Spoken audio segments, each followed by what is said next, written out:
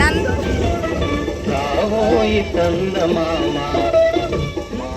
నందు, అమ్మా, బయట వర్షంలో ఏం చేస్తున్నావు?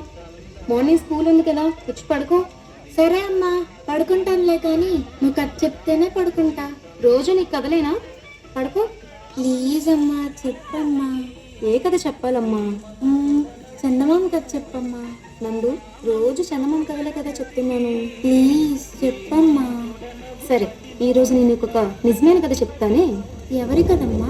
ఇప్పటి వరకు నీకు తెలియని నీ నాన్న కథ. అవునా? నాన్నకు కూడా కథ ఉందమ్మా. అనగనగా ఒక ఊరు. ఆ ఊరు నవ్వేదే కాదు, భయంతో వణికేది. ఆ భయానికి ఒకే పేరుంది, కాలభైరవనాయుడు. ఒక్క మాటతో ఊరు వెనుకపోయే పేరు, ఒక్క చూపుతో ప్రాణాలే పోయే పేరు.